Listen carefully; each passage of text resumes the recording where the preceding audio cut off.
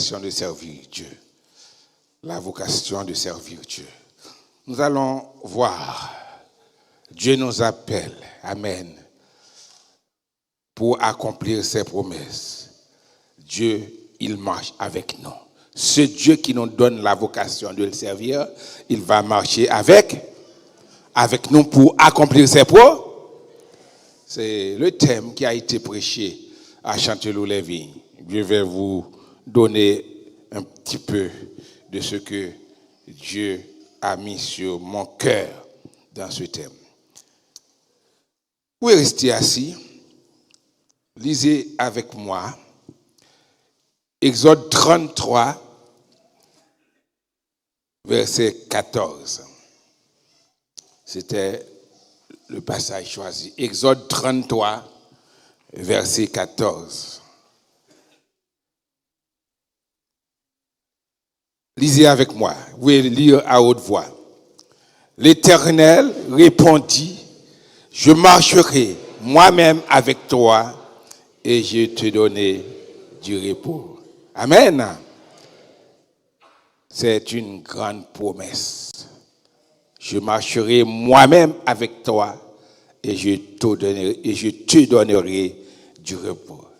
Cette promesse était au peuple d'Israël, mais elle est aussi à nous, frères et sœurs, qui croyons en Dieu par Jésus-Christ. Amen. L'Écriture déclare, en la seconde lettre de Pierre, au 3e chapitre et au 9e verset, le Seigneur ne tarde pas dans l'accomplissement de la promesse, comme quelques-uns le croient, mais il use de patience envers nous, ne voulant pas qu'aucun périsse, mais voulant que tous arrivent à la repentance. Ce qui nous conforte dans ce thème, ô combien important. Pour accomplir ses promesses, Dieu marche avec nous. Amen. Amen. Dieu marche avec nous. Quelle grâce. Nous devons en être fiers parce que cet être qui est au-dessus de tous les êtres, comme on chante, au-dessus de tout roi, au-dessus des princes, au-dessus de toute la créature, il marche avec nous. Amen. Amen. Dis Seigneur, je suis fier parce que toi, tu marches avec moi. Tu marches avec moi. Tu marches avec moi. Quelle grâce. Donc, frères et sœurs, il nous faut nous placer dans les conditions requises afin que Dieu marche toujours avec nous, afin qu'il accomplisse ses promesses envers nous. Après une vue panoramique du contexte, nous allons, avec l'aide du Saint-Esprit, considérer deux situations pour que Dieu accomplisse ses promesses envers nous. La première situation pour que Dieu accomplisse envers nous ses promesses, nous devons être obéissants. Amen. Dites avec moi, obéissant. Obéissant.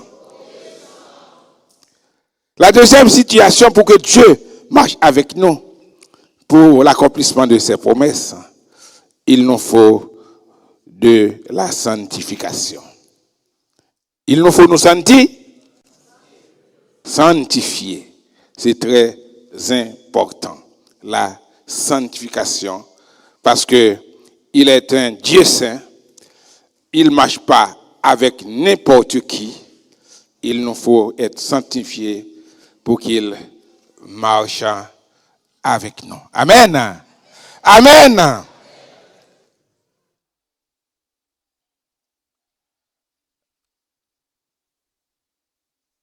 Nous devons être obéissants. C'est la première situation que nous devons nous trouver. Nous devons être obéissants.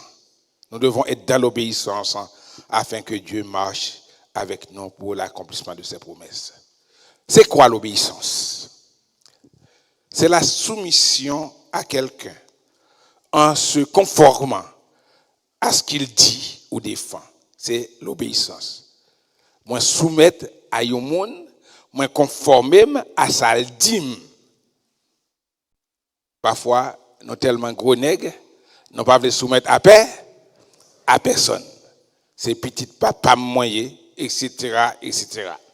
Obéir, c'est se conformer, c'est se plier à ce qui est exigé par autrui.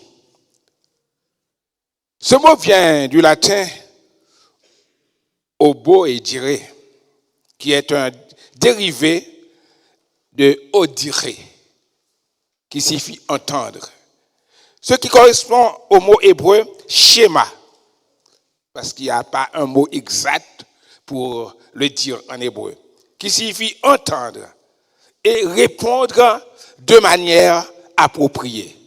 Entendre et répondre de manière appropriée. Parfois, on entend qu'on vous parle, ne va pas là, mais après, moi, au lieu de répondre, au lieu de ne pas y aller, mais j'y vais, parce que je suis rebelle. Dieu désire que nous soyons obéissants. Ce qui sous-entend qu'il veut que nous répondions de manière positive à sa parole pour qu'il nous accompagne. Parce que Dieu parle et l'homme agit ou réagit, c'est ça. Et après, il y a récompense ou malédiction. C'est soit positif. Si tu obéis, il va avoir des récompenses. Si tu n'obéis pas, il va avoir de l'anathème. Il a signifié à Jérémie, parce que Dieu aime sa parole. En Jérémie 1er, verset 12, B, je veille sur ma parole, c'est l'amandier. Qu'est-ce que tu vois? Je vois une branche d'amandier. Dieu déclare à Jérémie, tu as bien vu, parce que je veille sur ma parole pour l'exécuter. Cependant, en Exode 32, verset 9, il a déclaré à Moïse, je vois que ce peuple est un peuple au cou roide. Un peuple au cou roide. Genèse 32, verset 9. Cela signifie que c'est quelqu'un qui ne veut pas se plier. Roide, c'est l'ancien français, c'est raide. Et en Haïti, quand on dit un homme cou raide, hein? C'est quelqu'un qui est mesquin, non? Radin, surtout envers sa femme. Il ne peut pas bailler madame l'argent. Regardez les coups raides là, non?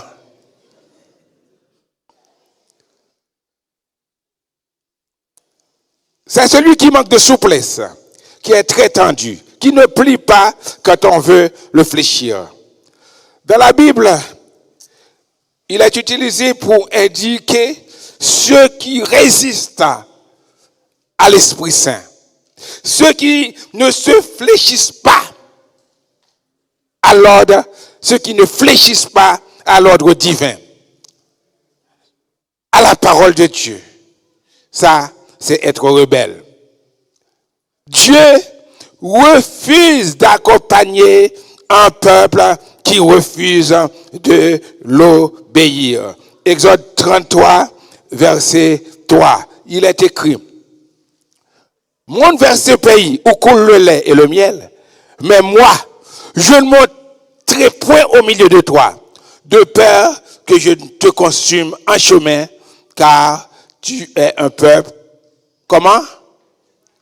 Au cou roide, ou son peuple tête raide, son bourrique tête raide, un peuple au cou, tu as, parfois on dit tête de l'âne, bien tête de mule.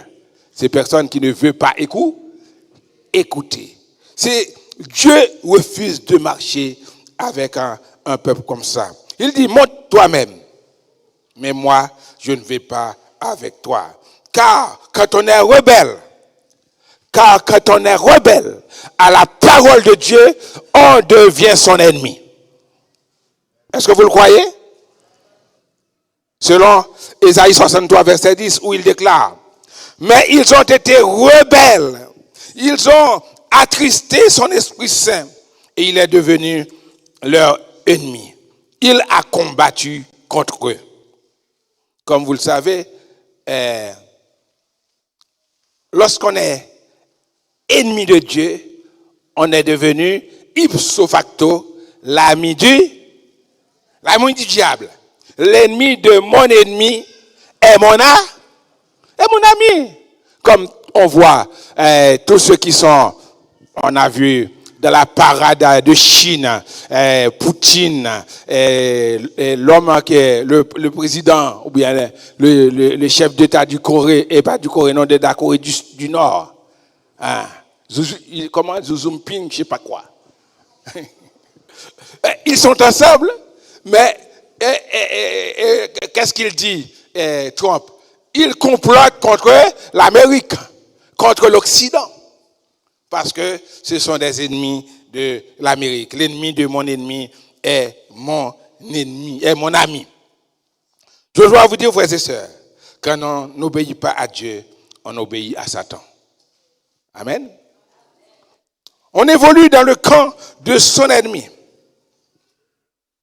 On est devenu coéquipier, serviteur de Satan parce que l'on n'obéit pas à la parole de Dieu.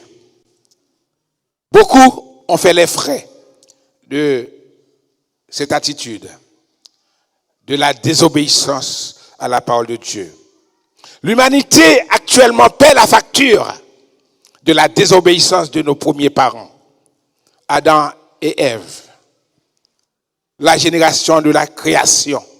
Dieu a dit en Genèse 2, verset 16 à 17, tu pourras manger de tous les arbres du jardin, mais tu ne mangeras pas de l'arbre de la connaissance du bien et du mal. Car le jour où tu en mangeras, tu mourras. Poussés par le malin, poussés par Satan, ils ont méprisé l'ordre divin. Ils ont mangé le fruit défendu. C'est bien malheureux. Et l'on constate au chapitre 3 de Genèse, toutes les calamités, les souffrances, les difficultés qui s'abattent sur l'homme et sur l'univers. Parce que il n'y avait pas d'épines à la création, il n'y avait pas de ronces. On voit tout ça maintenant dans l'univers. Parce que nos parents, ils ont désobéi à la parole de Dieu. Ils ont été rebelles à la voix de l'Éternel. Dieu a dit en Genèse, chapitre 3,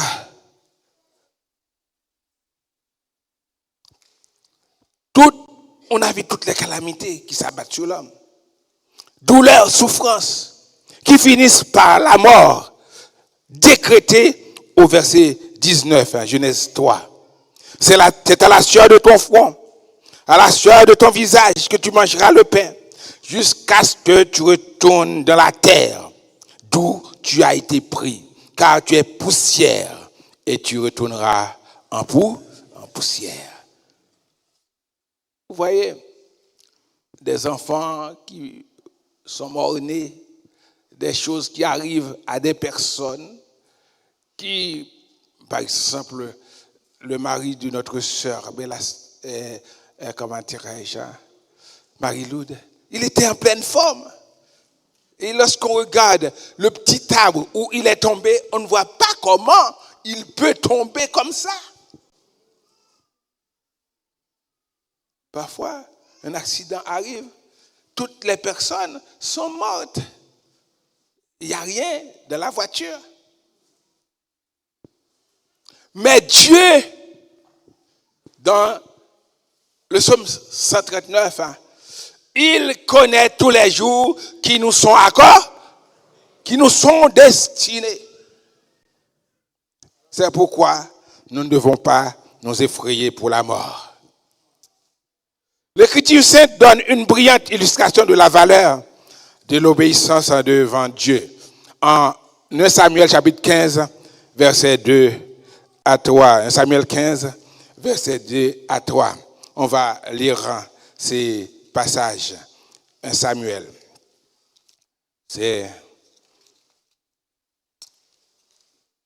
Vous connaissez bien Samuel qui était demandé à l'Éternel. Verset 2 à 3, il est déclaré. Ainsi parle l'Éternel des armées. Je me souviens de ce qu'Amalek fit à Israël lorsqu'il lui ferma le chemin à sa sortie d'Égypte. Va maintenant, frappe Amalek et dévoue par interdit tout ce qui lui appartient.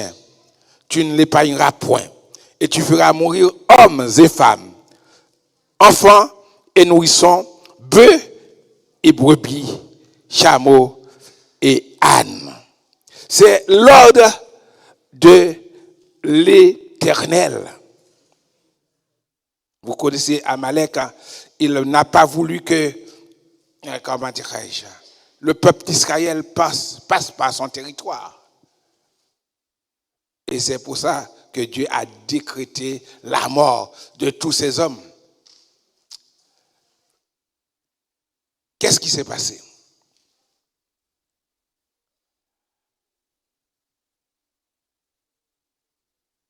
Au verset 9,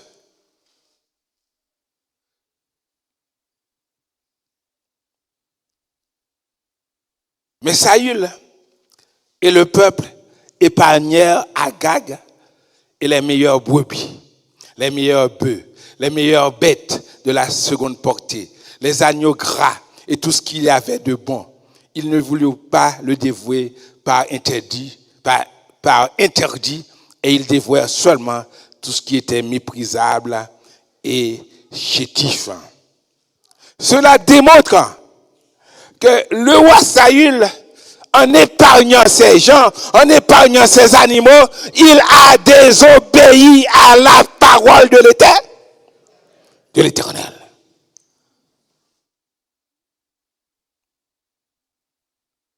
Parfois, nous faisons ça aussi. Dieu nous dit de faire ci, parce qu'on voit que la chose est belle, c'est mon ami, c'est ma copine, c'est ma soeur, on va, etc., épargner la personne de la vérité. C'est ma femme, etc., c'est mon enfant. Non. Quand Dieu dit détruire, il faut détruire. Parce qu'ils n'ont pas fait ça, vous savez qui est arrivé? Amon, c'était un Agagite, c'était un fils d'Amalek qui a voulu détruire le peuple d'Israël. Qui a voulu détruire le peuple d'Israël. Parce que Saül n'a pas exécuté l'ordre intimé par l'Éternel des armées. Du verset 18 à 23, on voit que l'Éternel désapprouve l'action de Saül. Verset 18 à 23.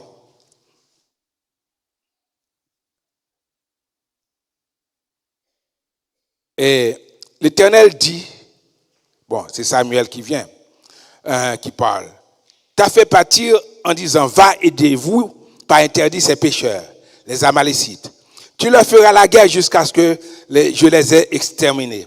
Pourquoi n'as-tu pas écouté la voix de l'Éternel? La question, je vous la pose, vous qui êtes là. Est-ce que vous écoutez la voix de l'Éternel en tout temps? Si vous ne le faites pas, pourquoi n'écoutez-vous pas la voix de l'Éternel?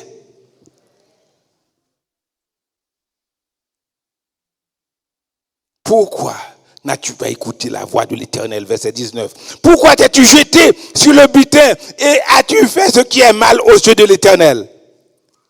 Saül répondit à Samuel, j'ai bien écouté la voix de l'Éternel et j'ai suivi le chemin par lequel m'envoyait l'Éternel. J'ai amené Agag, roi d'Amalek, et j'ai dévoué par interdit les Amalécites. Mais le peuple a pris sur le butin des brebis et des bœufs comme prémisse de ce qui devait être dévoué afin de les sacrifier à l'Éternel, ton Dieu, à Gilgal. Samuel dit au verset 22, l'Éternel trouve-t-il du plaisir dans les holocaustes et les sacrifices, comme dans l'obéissance à la voix de l'Éternel? Dites avec moi ça. Voici, l'obéissance vaut mieux que les sacrifices. Et l'observation de sa parole vaut mieux que la graisse des béliers. Est-ce que vous le croyez? Amen. L'obéissance vaut plus que le sacrifice. Car la désobéissance est aussi coupable que la divination. Et la résistance ne l'est pas moins qu'à l'idolâtrie. Et les téraphins, puisque tu as rejeté la parole de l'Éternel, ils te rejettent aussi comme moi. Amen. L'Éternel désapprouve ce qu'il a fait. Même si c'est des rois, même si c'est des bons bœufs, etc., qu'il voulait offrir en sacrifice, l'Éternel l'a rejeté. Il a rejeté l'action de Saül. Parfois, il rejette nos actions. Parce que nous préférons notre conception personnelle de la justice qu'à sa parole qui est sainte. Dieu nous fait comprendre sa haute perception de l'obéissance. Quand il dit l'obéissance vaut plus que le sacrifice. Le péché, c'est quoi? C'est la désobéissance à la parole de. C'est une autre chose. Tu désobéis à Dieu, tu vis dans le péché. À cause de cela, on voit qu'il a perdu la royauté. Il a perdu la royauté, versets 27 à 29. Et projectionniste sur les bouquets. Et comme Samuel se trouvait pour s'en aller, Saül le saisit par le pan de sa robe, ou bien de son manteau qui se déchira. Samuel lui dit, l'Éternel déchire aujourd'hui de dessus de toi la royauté d'Israël, et il la donne à un autre qui est meilleur que toi. Celui qui est la force d'Israël ne ment point et ne se répand point, car il n'est pas un homme pour mentir, pour se repentir. Il est le Dieu d'Israël. Il est le Dieu saint. Il n'est pas un homme pour mentir. Samuel a été rejeté parce qu'il a désobéi. Dieu ne ment point. Il ne se repent point. Ce qu'il dit, cette chose se réalise. Il a déclaré ce que sa bouche a dit, sa main l'accomplit. Dieu nous appelle à être obéissants. Nous, les élus. Dieu nous appelle à nous confier en lui, à mettre en pratique sa parole. Alors, frères et sœurs, nous devons être comme Christ. Il nous justifie parce qu'il a obéi à la parole de Dieu. Par son obéissance de la condamnation à cause de la désobéissance d'Adam. Lui, il a obéi. Romains 12, verset 19. Il est écrit, comme par la désobéissance d'un seul homme, beaucoup ont été rendus pécheurs. Par l'obéissance d'un seul, beaucoup sont rendus justes. Dieu nous invite, dans Isaïe 1, verset 19,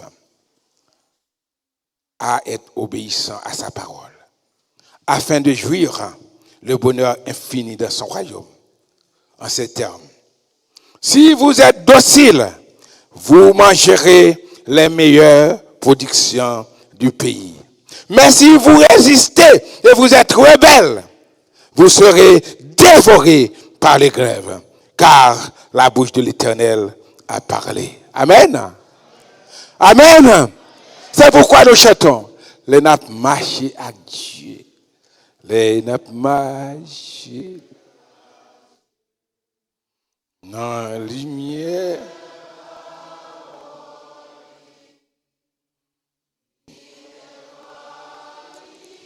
Alléluia. Sous. Amen. Les nappes fait volonté. Il était côté nous, marcher avec nous. Amen.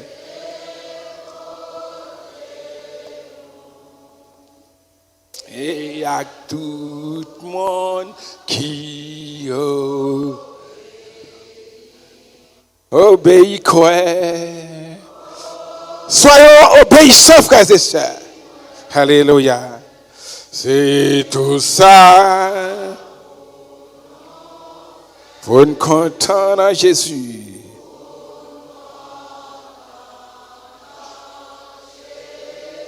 Amen. Alléluia. C'est pour nous.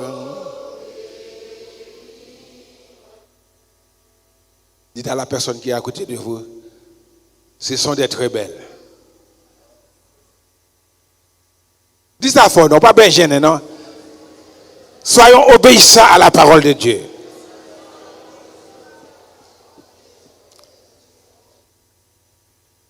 Il ne faut pas faire ce que les hommes disent, mais agissons selon la volonté de Dieu. Soyons obéissants. Obéis quoi?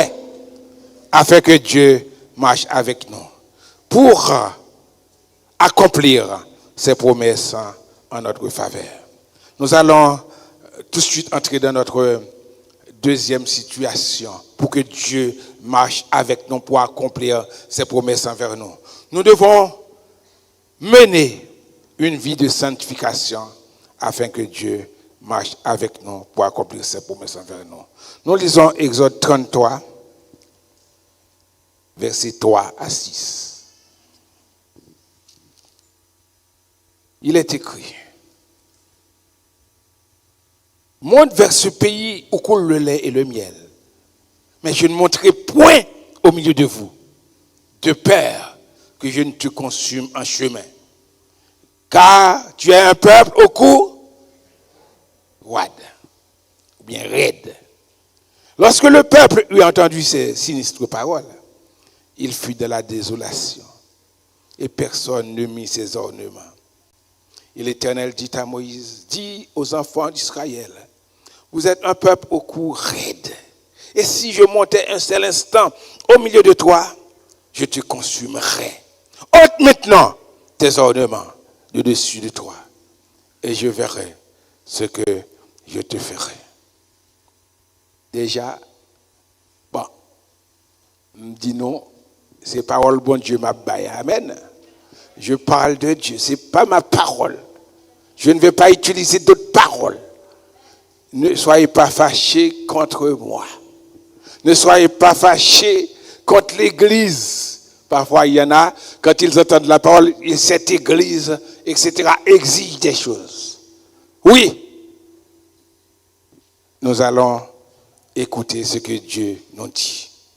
Dieu a refusé de marcher avec le peuple parce qu'il était encore un peuple au cou raide, un peuple rebelle. Il a modifié sa décision grâce à l'intervention de Moïse. Nos comportements, frères et sœurs, notre sincérité dans la prière, notre bonne volonté peut faire fléchir la main de Dieu, peut transformer la volonté permissive de Dieu en notre faveur. Le peuple était dans la désolation, c'est ce qu'on vient de lire. Il regrette, il se repentait, il se lamentait. Il s'est dépouillé de ses ornements.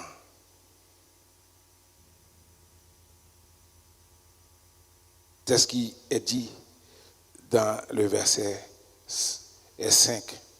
L'Éternel parle. Il a ordonné au peuple de se dépouiller, de se défaire de ses ornements pour obtenir sa grâce, bénéficier de son pardon. Ôte maintenant tes ornements dessus de toi, et je verrai ce que je vous ferai. Ils ont obéi à la parole de Dieu. Ils se sont dépouillés. Je crois que ce message nous est adressé aussi ce matin. Le dépouillement n'est pas une affaire de la loi ou bien de Moïse. Il transcende, il traverse les temps. Ça nous fait penser au patriarche Jacob, Israël, qui après sa sortie chez Laban, s'est établi à Sichem. Cependant, après la mésaventure de Dina, sa fille, violée par Sichem, séquestrée par Sichem, et la vengeance de Siméon et de Lévi, qui ont détruit les habitants mâles de Sichem et ont pillé leur pays. Dieu a dit à Jacob, maintenant, de se rendre à Bethel. Genèse 35, versets 1 à 5. Dieu a demandé à Jacob de quitter Sichem. Ou bien Sichem, comme vous le dites, on dit Sichem, comme on peut dire Malaki, etc. Dieu dit à Jacob de quitter Sichem pour se rendre à Bethel. On va lire Genèse 35, verset 1 à 5.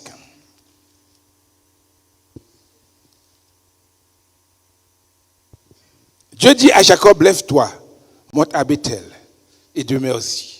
Là, tu dresseras un autel au Dieu qui t'a paru.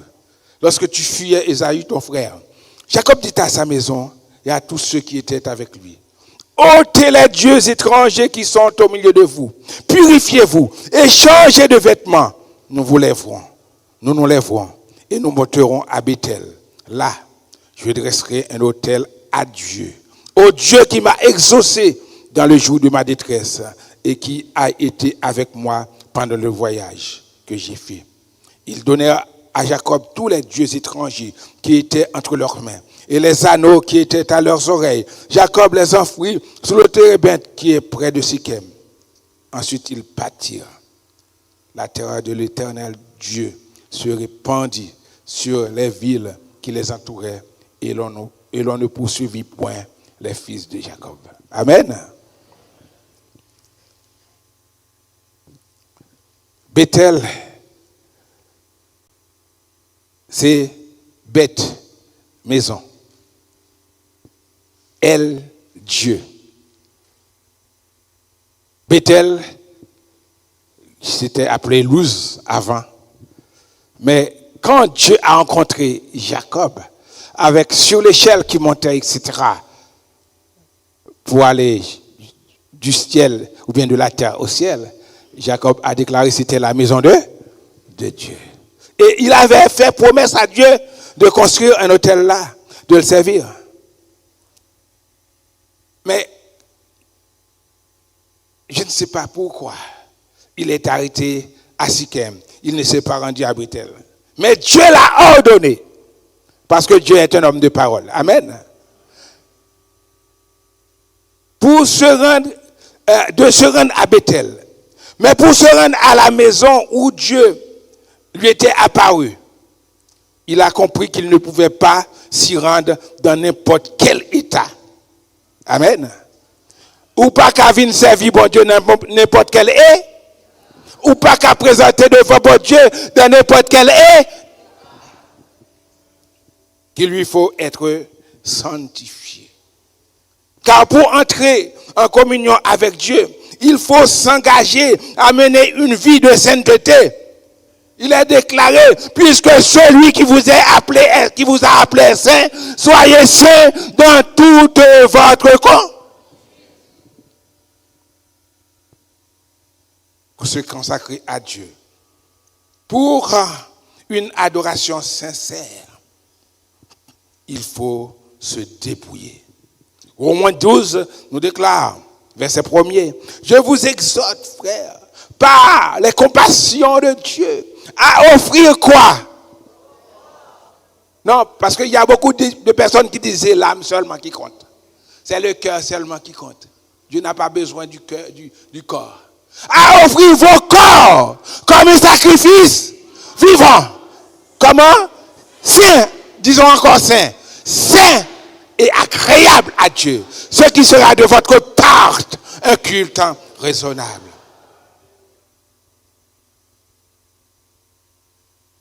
Beaucoup veulent s'approcher de Dieu sans se dépouiller. Et vous savez que notre Dieu est un Dieu saint.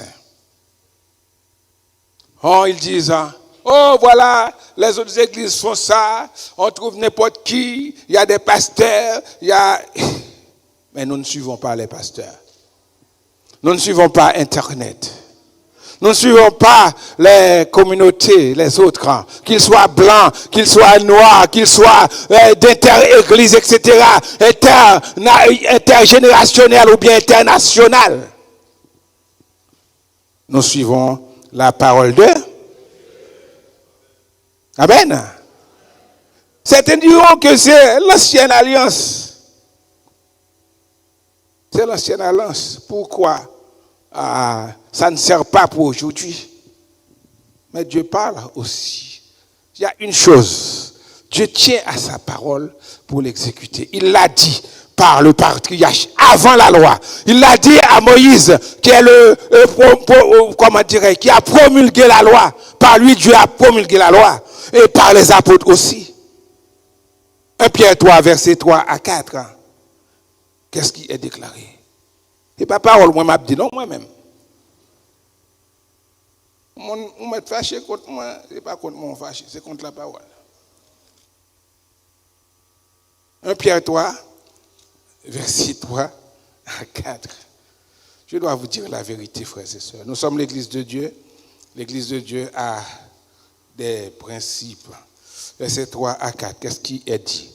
Ayez non cette parure extérieure qui consiste dans les cheveux tressés, les ornements d'or ou les habits qu'on revêt. Mais la parure intérieure est cachée dans le cœur. La pureté incorruptible d'un esprit doux et paisible qui est d'un grand prix devant Dieu. Ainsi se paraît autrefois les saintes femmes qui espéraient en Dieu, soumises à leur mari. Dieu veut toujours que ses enfants de tous les temps marchent dans la sanctification. Au-delà de la loi, au-delà de la Torah, avec Jacob, au moment de cette loi avec Moïse, et au temps de la grâce avec Jésus-Christ, Dieu veut que nous marchions dans la sanctification. Ayez non. Ça, c'est un ordre qui est donné. C'est à la forme négative. Vous ne devez pas avoir. Il ne faut pas avoir ça. Ayez non.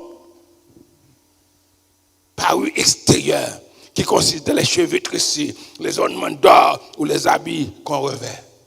On peut être élégant. Moi, j'aime être bien élégant, bien habillé. Mais pourquoi je vais me mettre des choses, etc. À quoi ça sert? Au moment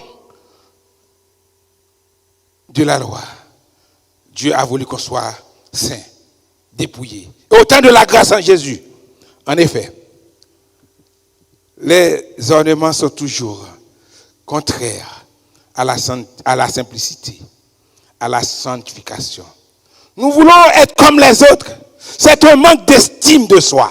Lorsqu'on veut être comme les autres. Ils font comme ça. Moi, je dois faire comme ça. Ces églises font comme ça. Oui, il faut faire comme ça ici. Il y en a qui quittent l'église à cause de ça. Mais qu'est-ce que je peux vous dire? C'est la parole.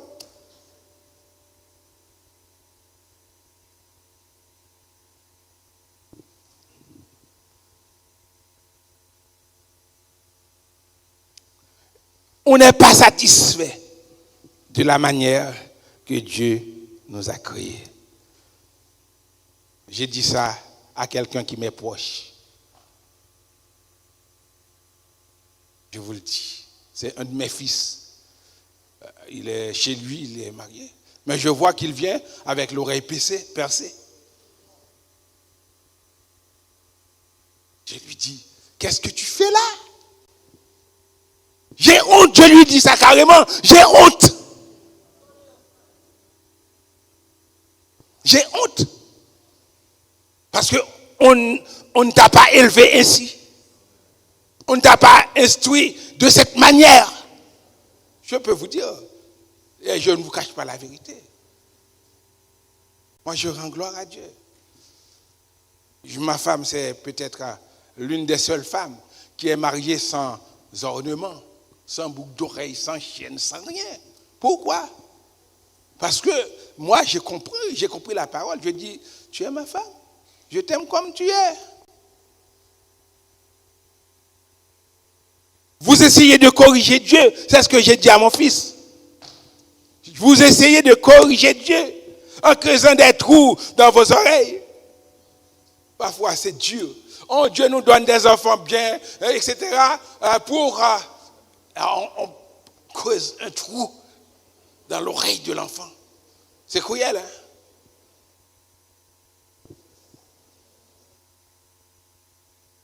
Nous essayons de le corriger. Parfois, il y en a qui mettent des trucs dans leur langue, des persines, je ne sais pas quoi, dans leur... partout.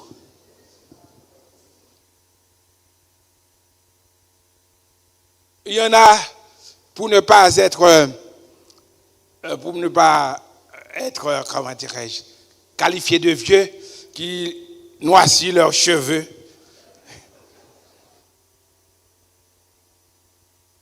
Il faut faire comme Dieu nous permet d'être. On met des rallonges pour ceux qui ont des cheveux courts. Et ceux qui ont des cheveux longs, ils coupent leurs cheveux. On n'est jamais satisfait de la façon qu'on est.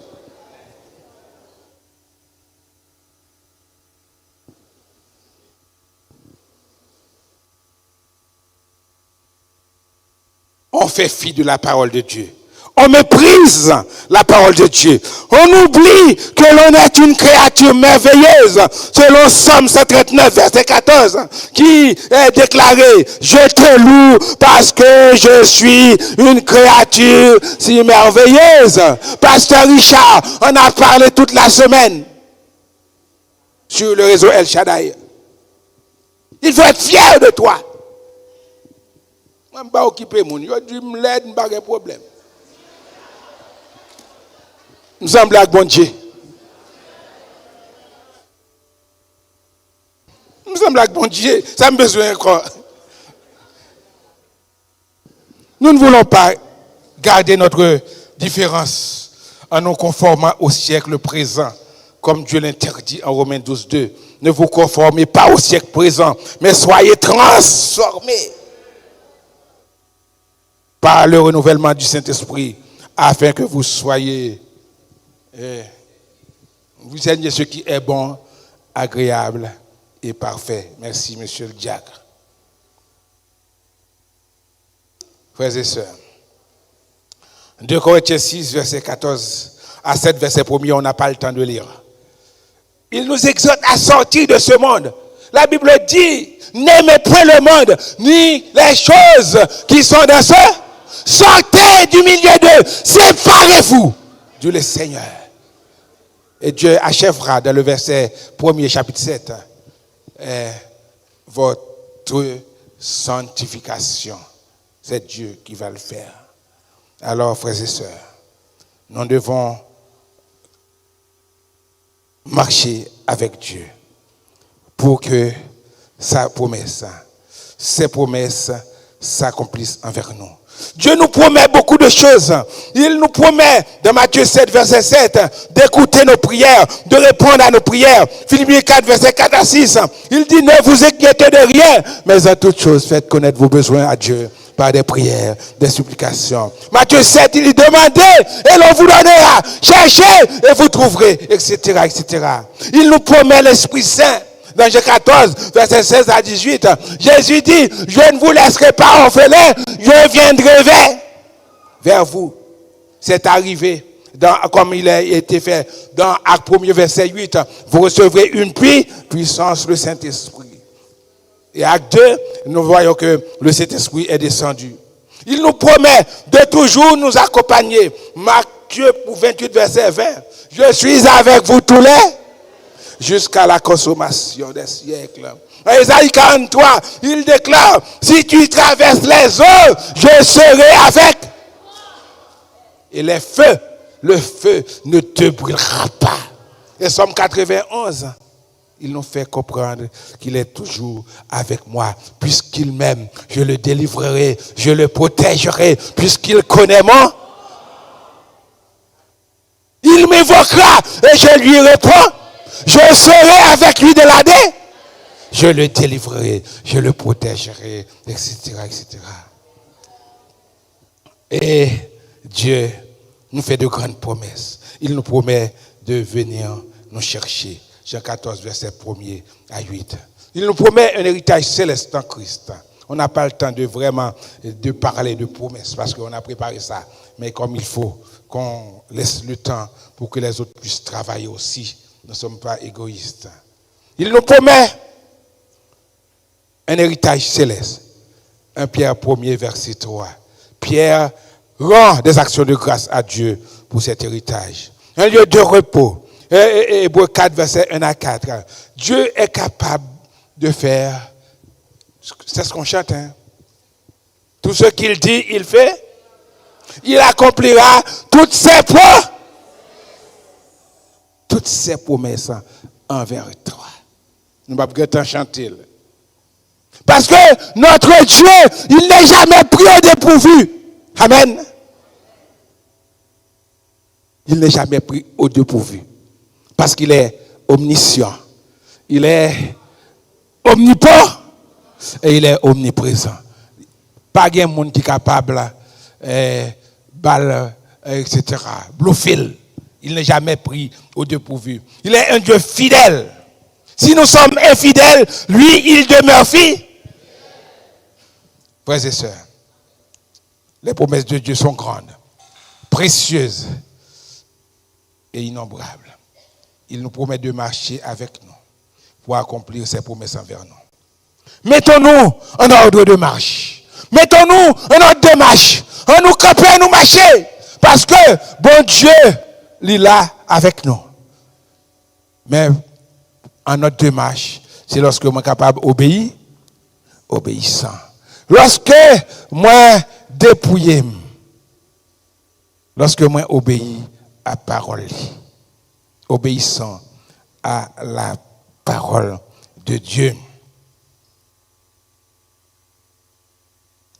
2 Pierre 3, quand on a commencé, il ne tarde jamais dans l'accomplissement de ses promesses.